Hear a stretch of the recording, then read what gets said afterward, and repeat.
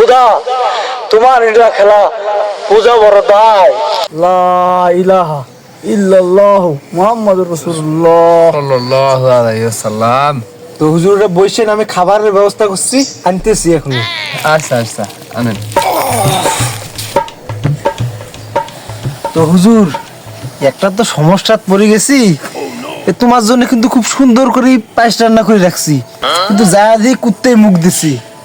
এখন এক প্লেটও একটু আছে, এটা একটু মানে আচ্ছা আচ্ছা হোক, যেহেতু একটু আছে তো একটু খেলেই হবে, সমস্যা নাই। একটু খেলেই হবে, রিজিকে একটু কথা আছে তো একটু খেলেই হবে। এই এক প্লেট পায়েস নেন হুজুর, আপনি খান।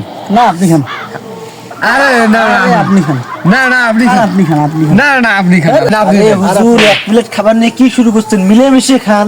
হুজুর যেহেতু এক প্লেট পায়েস, তাহলে এক কাজ করো, তোমরা হাদিস থাকি দুইজনে কিছু বয়ান দাও, যার বয়ান সবচেয়ে সুন্দর হইবে তাই না হয় এই এক প্লেট পায়েস খান। এই কারণে মেথি জান্নাত বাসী হলো, সবাই বলুন সুবহানাল্লাহ। আল্লাহ, খুদা তোমার এটা খেলা পূজা বড় দায়। আমি আমার এই সত্য মস্তিষ্কে এমন কিছু বয়ান দিয়ে যাব যা আপনাদের দুজনের মধ্যেই সারা জীবন মনে থাকবে।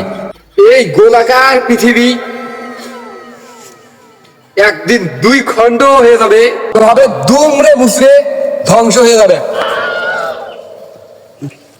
আরেক খণ্ড দুমড়ে মুচড়ে এভাবে যাবে, বুঝতে হবে। পৃথিবী এভাবে ধ্বংস হয়ে যাবে, দুমড়ে মুচড়ে ধ্বংস হয়ে যাবে।